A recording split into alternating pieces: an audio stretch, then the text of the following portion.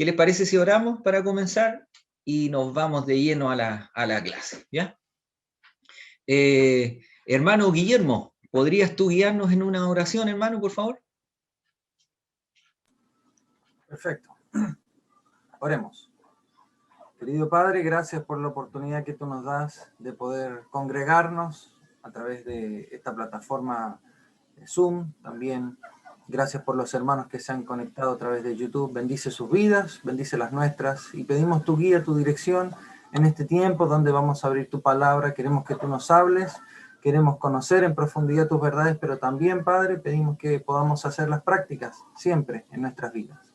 Guía a nuestro hermano René, que nos va a traer el tiempo de la palabra. Úsalo, habla tú a través de él y que también sea de edificación para cada uno de nosotros. Te amamos, Dios, y dirige este tiempo desde su comienzo hasta su final. Oramos en el nombre de Jesucristo, nuestro Salvador y Señor. Amén. Amén. Amén. Voy a compartirles entonces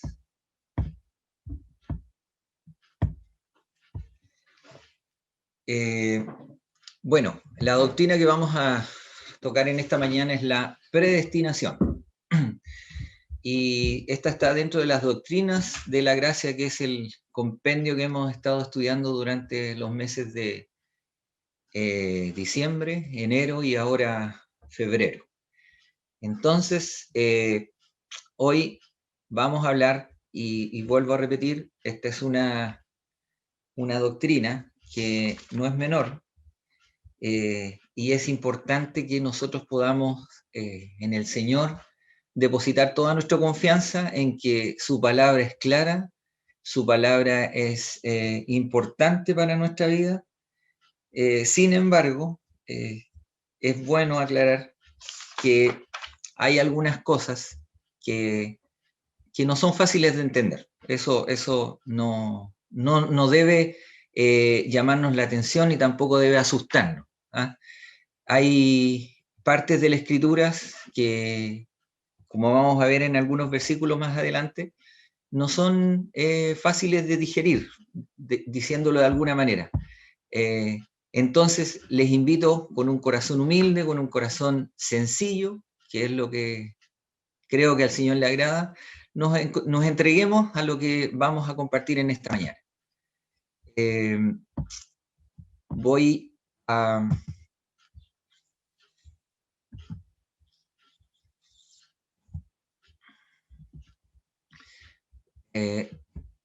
como típica cosa, se me detuvo aquí la...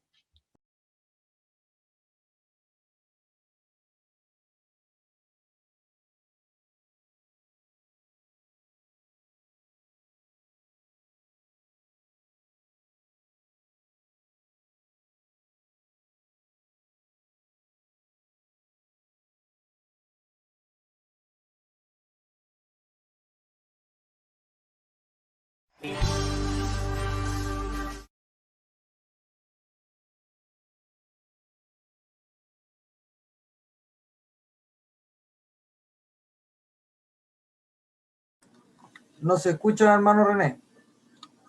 No puso su sonido. Está así.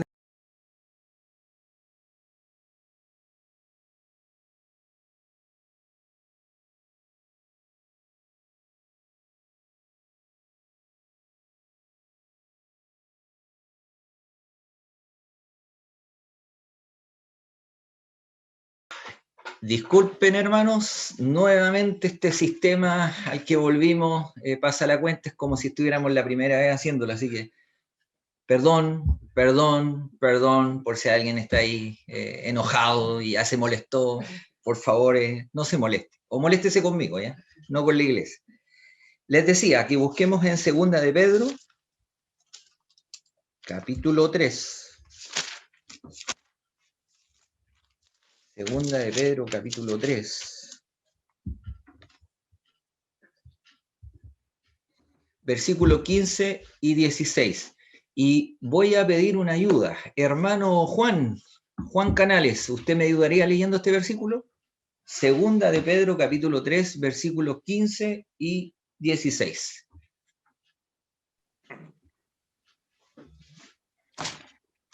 Dice, y tener entendido que la paciencia de nuestro Señor es para salvación, como también nuestro amado hermano Pablo, según la sabiduría que le ha sido dada y ha escrito casi en todas sus epístolas, hablando en ellas de estas cosas, entre las cuales hay algunas difíciles de entender, las cuales los indoctos e inconstantes tuercen, como también las otras escrituras, para su propia perdición.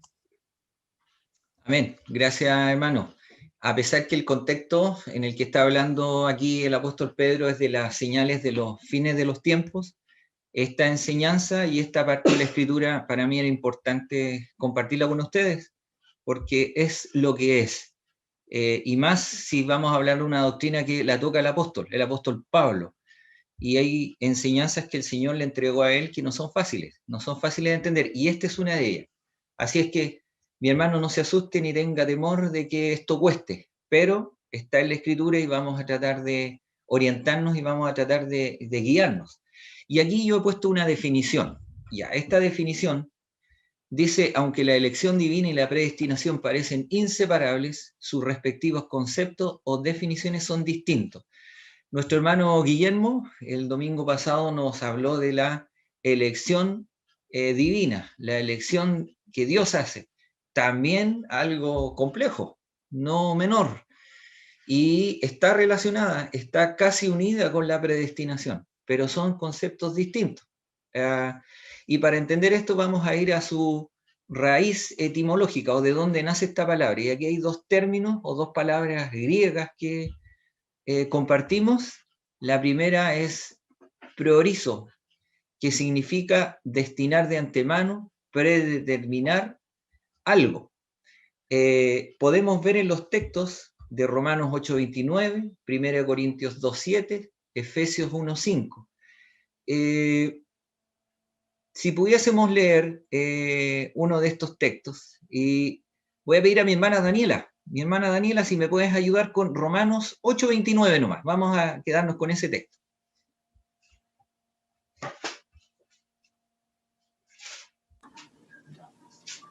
Romanos 8:29 dice así: porque a los que antes conoció también los predestinó para que fuesen hechos conforme a la imagen de su Hijo, para que Él sea el primogénito entre muchos hermanos.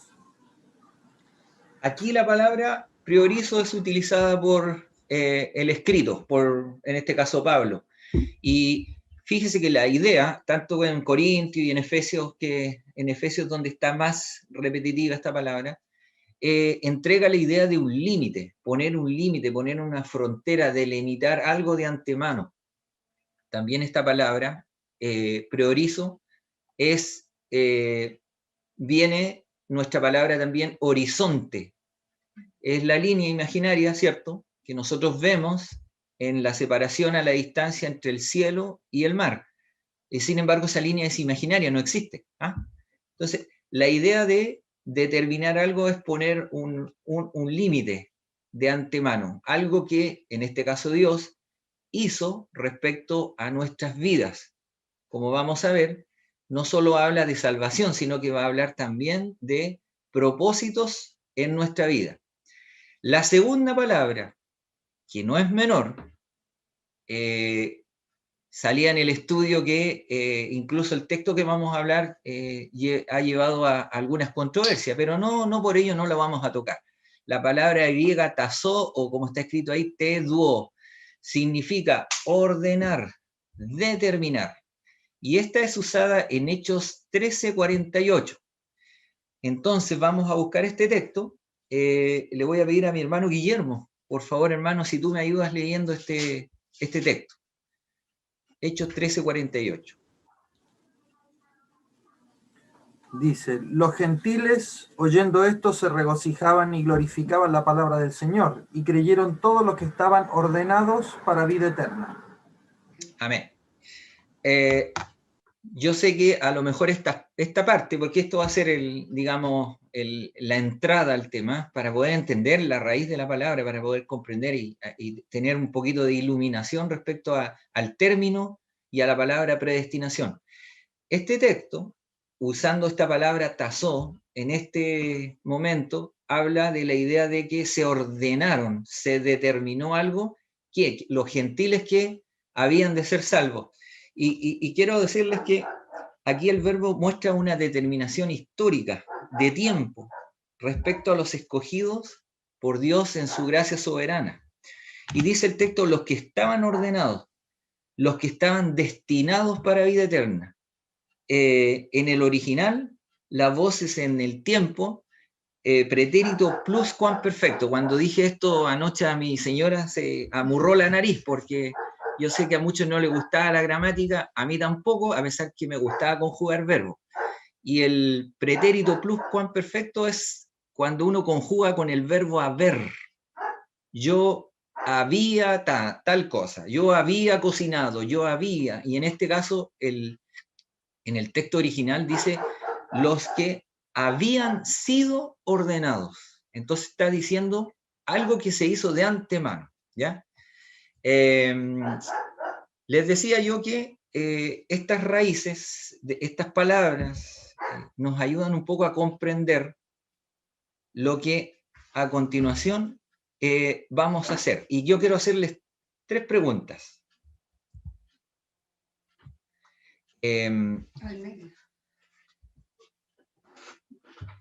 Quiero hacerles 3 preguntas. Las preguntas. ¿Por qué Dios nos salvó? ¿Por qué Dios nos escogió?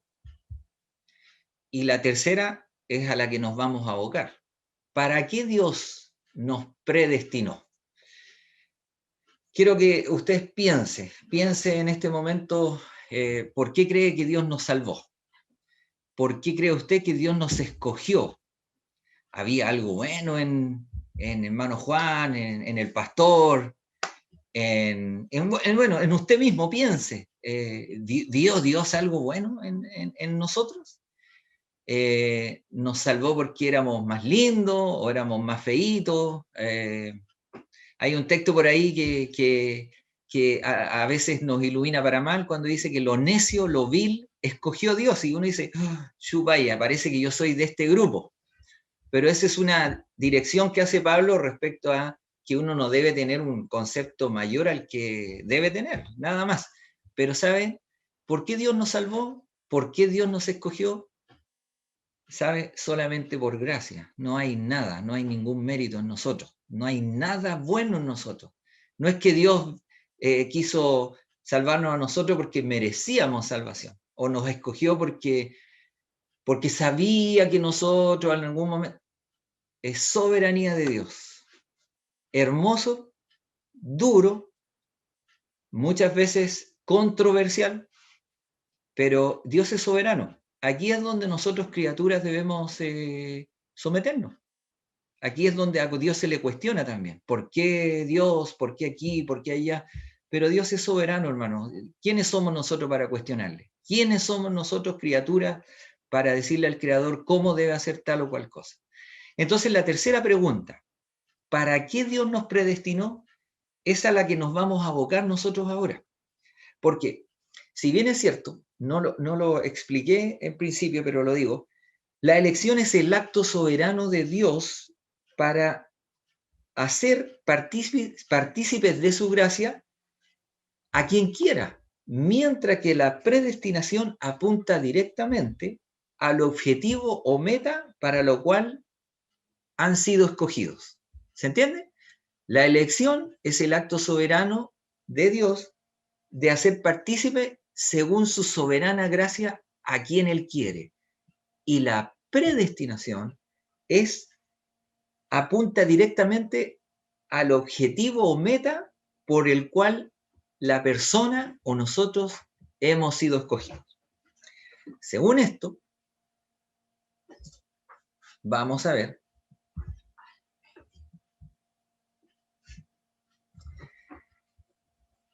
que una de las primeras respuestas que comparto con ustedes está en Efesios 1:5.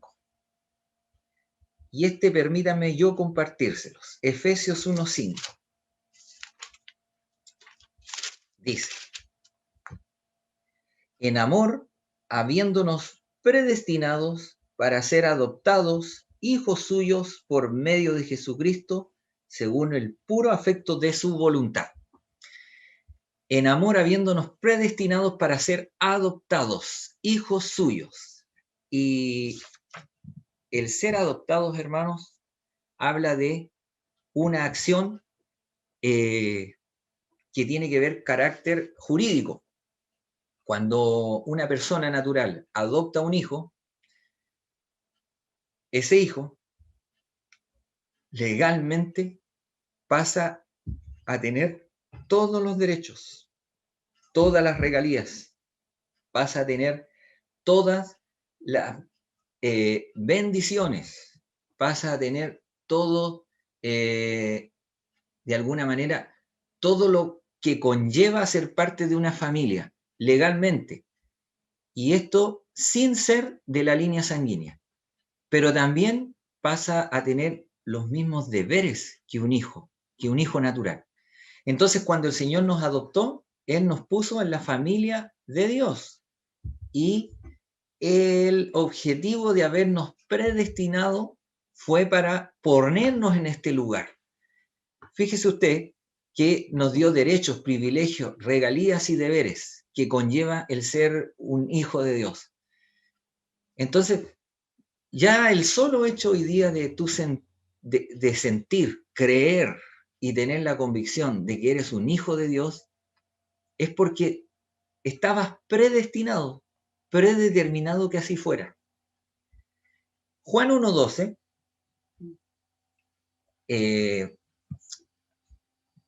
voy a ver si alguien más se agregó por aquí.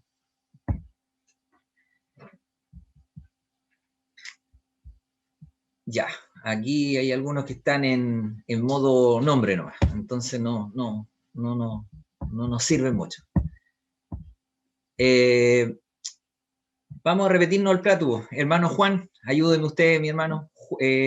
Vamos con el Evangelio de Juan, capítulo 1, versículo 12, ¿ya? Dice, más a todos los que le recibieron, a los que creen en su nombre, le dio potestad para ser hechos hijos de Dios. Gracias, mi hermano. La palabra aquí clave es potestad. Le dio el poder, pero no es que nosotros tengamos el poder, sino en el sentido de la palabra, nos dio la autoridad, nos dio el privilegio, nos dio el derecho, pero en Jesucristo. No hay mérito en nosotros, nuevamente, en Jesucristo. Entonces, mi hermano, para todos los que están escuchando, cuando hablamos de predestinación, el objetivo de que el Señor haya determinado que tú y yo seamos salvos es porque nos puso en el lugar de la familia de Dios.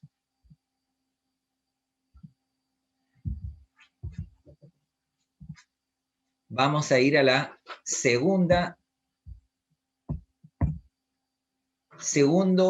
respuesta de por qué, para qué fuimos predestinados.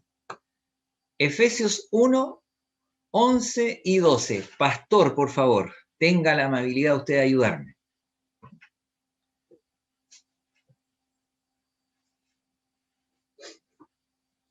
Efesios 1, 11 y 12.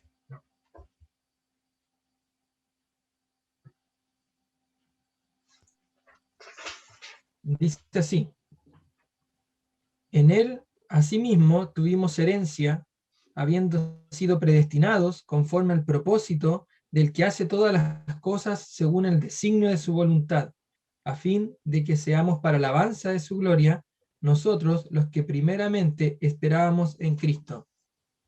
Amén. Si usted nota, leímos los dos versículos porque en el primero nos habla de que fuimos predestinados conforme al propósito. Entonces hay en el fondo esto de que hayamos sido determinados de antemano para ser salvos es porque hay un propósito. Y eso es lo que estamos tratando de descubrir en esta mañana. O quizá usted ya lo sabe, amén, por todo ese conocimiento. Pero para que podamos todos, los que estamos participando de esta clase, comprender que la palabra predestinación, más allá de decir, wow, el Señor me tenía en su mente desde antes de la fundación del mundo, sí, mi hermano, te tenía en su mente, pero te tenía en su mente para algo. No solamente para decir soy salvo, no solamente para decir qué lindo, participo en una iglesia, soy un hijo de Dios. Hay un objetivo. Hemos descubierto que el primero, para hacerte parte de la familia de Dios. Pero ahora, fíjate, dice en el versículo 12, para que seamos alabanza de su gloria. Una persona recibe alabanza cuando actúa, cuando se comporta de buena manera ante sus, digamos, quienes le están mirando. Sobre todo si representa una familia, una institución, un grupo social, un país. Usted se ha dado cuenta cuando, por ejemplo, se nos dice que a los chilenos en el extranjero nos tienen tildado de ladrones. Tenemos un mal eslogan, súper malo. ¿Eh? Bueno, eso es por la acción de unos pocos. Espero que no seamos todos así. Lo mismo, por ejemplo, cuando usted tiene hijos y le dicen, hoy, sabes que tu hijo, te felicito porque tu hijo es súper obediente, te felicito porque tus hijos son súper ordenados, te felicito porque tus hijos son muy atentos, son muy bien educados. ¿Cómo te sientes tú? Se infla el pecho, ¿cierto? Como un pavo real uno se siente cuando le dicen eso. Por el contrario, cuando a veces viene y dice, hoy, ¿sabes que tu hijo... ¿Cómo se siente uno? Se duele, se entristece. Fíjate que Dios determinó, y el propósito de Él, de haberte determinado de antemano como un hijo de Él, es que Él quiere que tú le des alabanza a Él, le glorifiques a Él con tu vida, con tu actuar. Y aquí ya se pone complicada la cosa, porque significa que no soy salvo y ando a mi pinta, no soy salvo y vivo a mi manera. Aquí nosotros debemos ser alabanza para glorificar a Dios. Fíjate, dice alabanza de su gloria. Cuando a ti vean algo bueno en ti, aquí está la clave. El fondo es que alguien te preparó de antemano para que tú anduvieses de esa manera y se glorificara aquel que preparó de antemano esta vida. ¿Quién es? Dios. Jamás nosotros. Vamos a... Y tercera, ya me está resultando, ¿eh? Ya se está haciendo más amigo este computador conmigo. ¿Eh? Ha sido una mañana terrible. Para hacernos, como tercera cosa, fuimos determinados, fuimos predestinados para hacernos conforme a la imagen de su Hijo. No lo leímos, pero este fue el texto que leyó nuestra hermana Daniela, Romanos 8:29, que dice, porque a los que antes conoció, también predestinó para que fuesen hechos conformes a la imagen de su Hijo. Y aquí está el plan. Fíjate, conformes a la imagen de su Hijo. El Hijo, Jesucristo.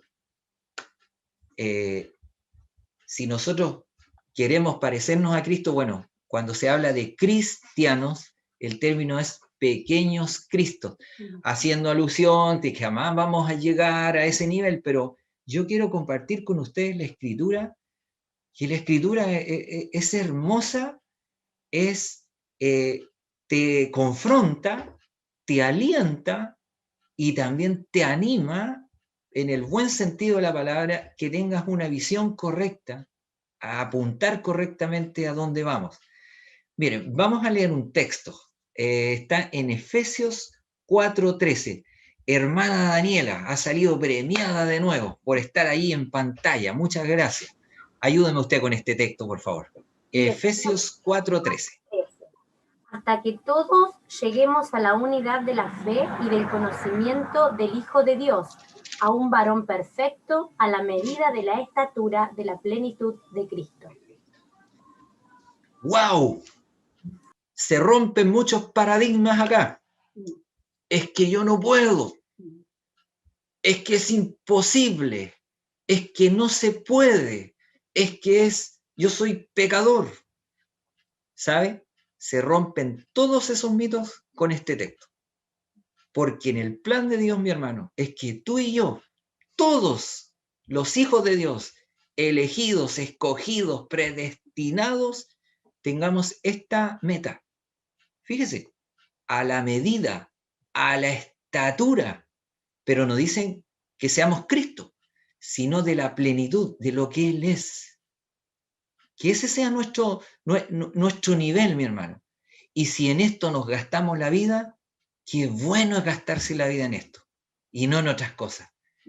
Y ahí comprendemos por qué estamos predeterminados y no nos vamos a agarrar con los arminianos, con los calvinistas, porque esa es digamos, la excusa perfecta para no abocarnos a lo verdadero y ponernos a pelear por pequeñeces. ¿Qué dijo esto? ¿Qué dijo este otro?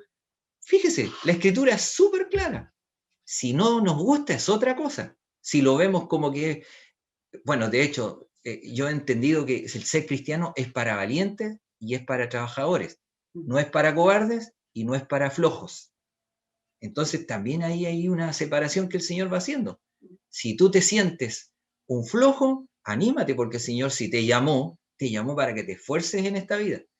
Ahora, otro texto más, Efesios capítulo 5, versículo 1.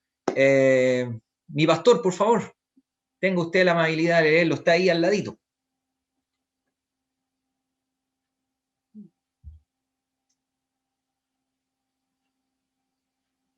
Efesios 5, 1.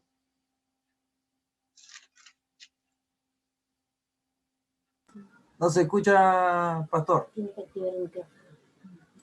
Gracias, hermano Willy. Perdón, lo leí, pero estaba muteado. Ahora sí. Ya, no, pero lo entendimos, algo leímos ahí entre líneas. Leyeron los labios.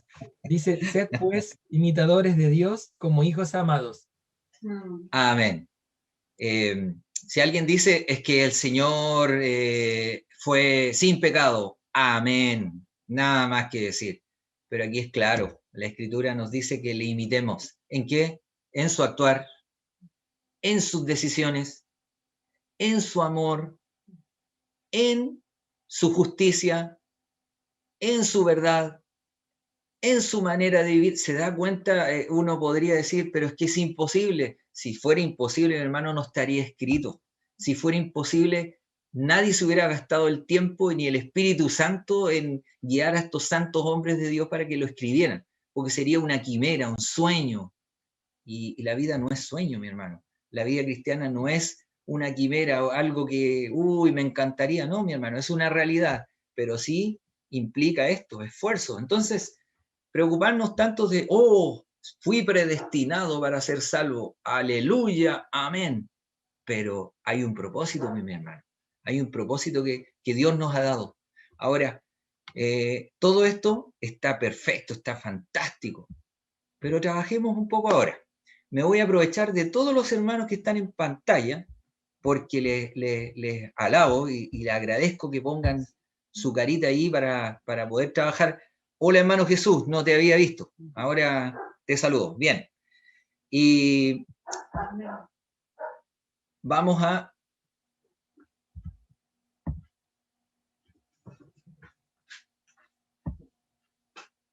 me está ayudando mi esposa por abajo, ¿ustedes no la ven? Ahora sí. Vamos a trabajar aquí con algunas preguntas. Y estas preguntas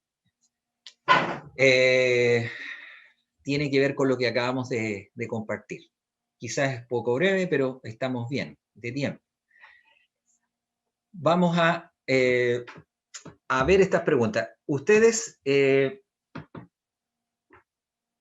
no sé si quieren pegarle un pantallazo porque yo me voy a salir, no me voy a quedar con las preguntas. Mírenlas. Primera pregunta, ¿cómo definiríamos entonces la predestinación? Si usted tiene la posibilidad de pegar un pantallazo, hágalo porque vamos a trabajar con ellas. La segunda pregunta es más o menos larga. Y la tercera es más cortita, pero no menor en trabajo. Sáquele foto, haga lo que usted necesite, tiene 30 segundos porque me voy a salir de pantalla, vuelvo a repetir, porque les quiero ver, quiero que trabajemos ahora unos minutos. Voy a entender que están haciendo el trabajo de sacarle fotos,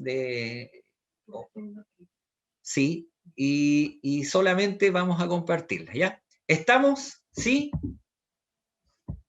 Hágame un dedito para arriba o algo. Gracias. Este lado.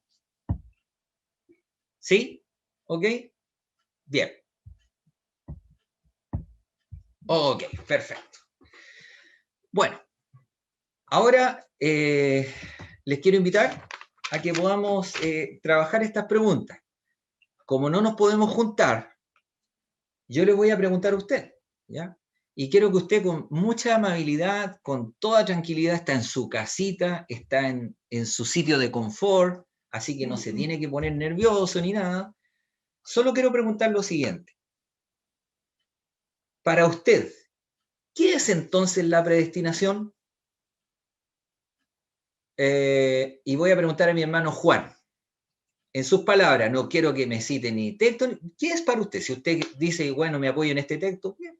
Así que, por favor. Sí, bueno, lo que entendí ahora, yo tengo otro concepto de predestinación, pero entiendo que Dios nos eligió no porque seamos especiales ni porque seamos mejores que otros, sino que por motivo, ¿no? O sea, no fue una condición nuestra que nos separó de otros, sino que fue por un objetivo, fue por un motivo que Él nos está eligiendo, no por las cualidades nuestras. Que nosotros, como tú decías, que somos lo más malo, o sea, somos malos por todos lados. Entonces no alcanzamos a tener una cualidad para que eligiera a nosotros y no a otros. Amén. A ver, quiero preguntarle a algunos de los que están así como escondidos aquí. O sea, yo veo el nombre nomás, pero no tengo idea si están, a lo mejor están tomando desayuno. Mi apreciación es que yo no debería preguntarles, porque capaz que no estén, capaz que nos echemos al agua. Entonces, si alguno de los que está ahí dice Damari, Elías, hay una iglesia bautista que no sé quién es, quiere aparecer, encantado yo para poder saber que están y le hago la pregunta. Si no, seguimos. Seguimos, porque este es el tiempo Zoro, decían en un programa. Hermano Jesús, quiero preguntarte a ti, de lo que tú has entendido, has comprendido. ¿Qué es para ti la predestinación? Bueno, yo lo he dicho más de una ocasión que para mí es un tema complejo y apasionante y que me huele un poco la cabeza el tema de la predestinación, el futuro, los tiempos que Dios maneja y que nosotros no entendemos muchas veces. Pero bueno, como tú decías, la predestinación es el objetivo que tenemos que cumplir una vez sido salvos, ¿no? Eso es lo que entendí. Pero, claro, uno se pone a pensar, como la pregunta que viene más adelante, si qué pasa si no cumples ese objetivo. Entonces uno empieza a ver y a cuestionarse si en realidad la predestinación tiene que ver con algo que tú debes cumplir sí o sí, que Dios te lleva para que lo hagas, o que efectivamente por la libre elección que tenemos, nosotros por desobediencia no lo hacemos. Pero bueno, la predestinación tiene que, para mí al menos, tiene que ver con cosas que Dios ya sabe de antemano, porque Él ya estuvo ahí en el futuro, Él no tiene tiempo, ya sabe las cosas que tú vas a hacer y las elecciones que vas a hacer.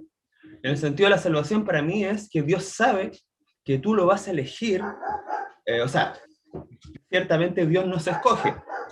Ahí es donde viene el tema casi metafísico, ¿no? Sí. Dios nos escoge, pero Dios sabe efectivamente que tú vas a responder positivamente a la elección que Dios hizo por ti.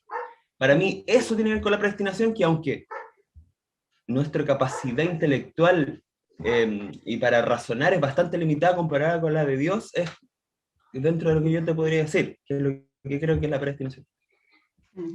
Miren, vuelvo a repetir, lo leímos al principio, Pedro dijo que estas cosas son difíciles de entender. Así que Jesús, estamos todos en la misma línea. Quizás la respuesta la vamos a recibir en el cielo, la respuesta que nos va a satisfacer, porque allá el Señor va a cambiar hasta nuestra mente, ¿me entiendes? Segunda pregunta, gracias hermano por su participación. Segunda pregunta compleja, que Jesús la adelantó. Dice, si Dios nos predestinó, o si Dios predestinó no solo la salvación, sino también uno o varios propósitos en nuestra vida. Y aquí viene. ¿Por qué entonces a veces nosotros vivimos como si no tuviésemos propósito? Esta es una pregunta súper abierta. Hermana Daniela, te quiero preguntar a ti.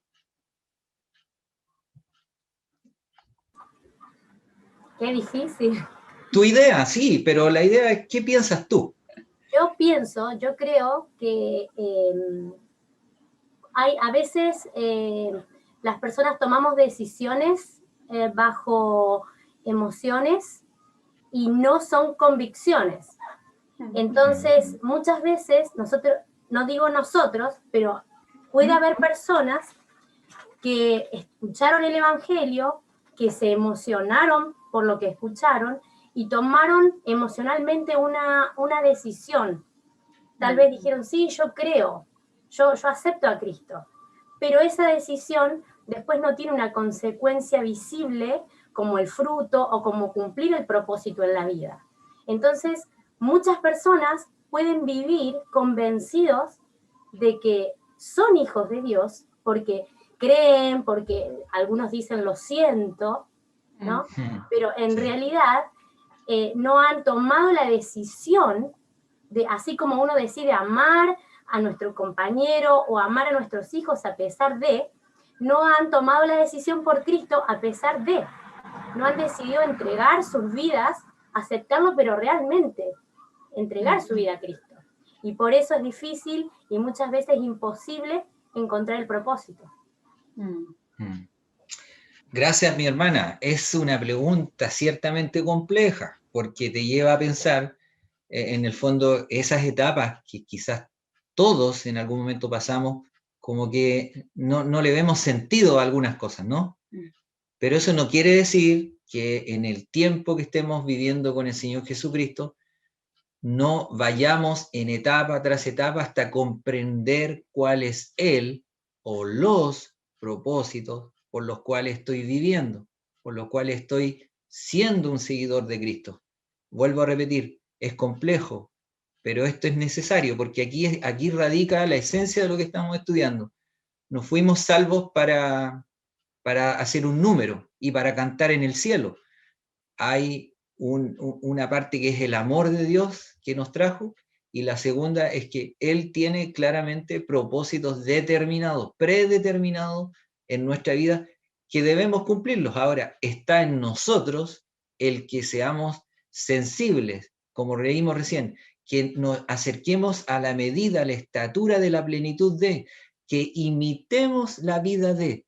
Entonces, esa es la parte que a nosotros nos compete, ponernos en la línea del Señor, en su voluntad, para poder cumplirla. Veamos la tercera pregunta, mi hermano. No menos compleja.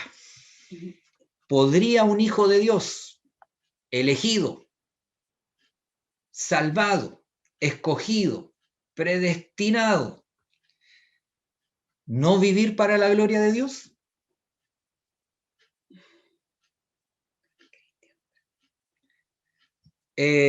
Cristian, tú que estás allí, mi querido, te quiero hacer esta pregunta. ¿Qué piensas tú? Dame tu opinión, lo que tú sientas, lo que tú creas. Bueno, primero es difícil que una persona que sea predestinada por el Señor no viva para la gloria del Señor. Es opinión personal. Yo veo difícil que una persona que no ha sido predestinada no viva, porque primeramente lo que hace el Señor en el corazón es una transformación. Amén, sí. A la persona que es escogida, ¿cierto? Y le da un corazón nuevo, sí. Y por ende le da su estatuto y su mandato. Entonces, el anhelo del corazón de la persona nacida de nuevo, escogida, predestinada, que es el tema que estamos tomando, siempre va a ser vivir para la gloria de Dios. Amén. Entonces hay ocasiones que la persona quizás se siente desanimada o como tomando la segunda pregunta también, que a veces personas viven como si no estuvieran predestinadas. Quizás la persona que sí está predestinada son momentos de prueba, son momentos de que el Señor está enseñando algo en el corazón, porque tenemos que ver que nosotros estamos en un proceso de llegar a la estatura de Cristo. O sea, la persona que es escogida y que es predestinada en el Señor, tiene un proceso, y ese proceso es de cambio constante. Y si esos cambios no se ven, lo más probable es que no sea predestinado, porque si no hay fruto, si no hay nada, es difícil, no sé, es opinión personal. Esa es la idea, Cristian, no te preocupes, si en esto nosotros no somos la enciclopedia con patas que se la sabe toda, aquí estamos estudiando, aportándonos, aprendiendo juntos, y toda opinión es respetable, bienvenida, y esa es la idea de poderla compartir. Así que muchas gracias, Cristian. Al final yo voy a tratar de hacer un resumen cortito. Hermano Guillermo, mi hermano, a los leones, ¿qué piensas tú? ¿Podría o no podría un elegido, escogido, predestinado no vivir para la gloria de Dios? Básicamente, en mi opinión, es bastante similar a la del hermano Cristian. Son varias cosas que uno puede pensar y que están implicadas en todo esto, en no vivir para la gloria de Dios. Como todo lo que hemos venido hablando sobre elección, predestinación, todo esto nos lleva a una finalidad, un propósito que el creyente, cuando es elegido, es predestinado, es situado en Cristo. Al estar situado en Cristo, el creyente tiene delimitado un camino por el que seguir. Entonces, básicamente es difícil que el creyente salga de un camino que ya está delimitado, ya está con fronteras que Dios ha puesto.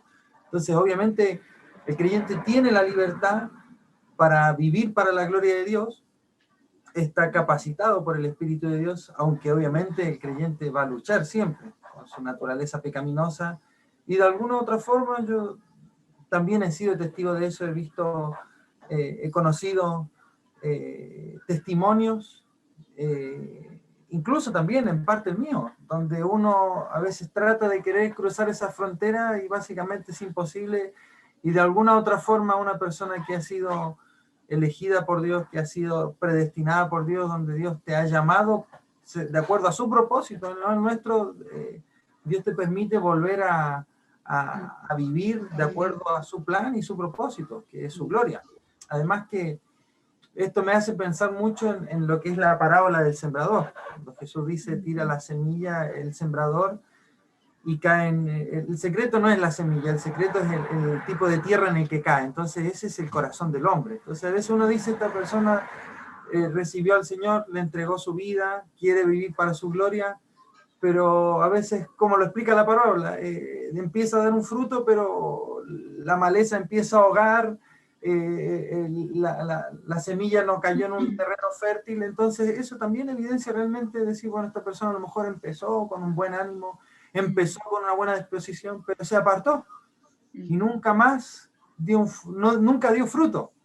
Se apartó, entonces fue como algo temporal y uno dice realmente no fue un corazón, no fue una buena tierra, por decirlo así, donde realmente va a producir fruto. Creo que el que ha sido elegido y predestinado por Dios, a fin de cuentas, siempre termina viviendo para su gloria. Porque es por la asistencia sobrenatural del Espíritu que de alguna forma nos impulsa a hacer su voluntad.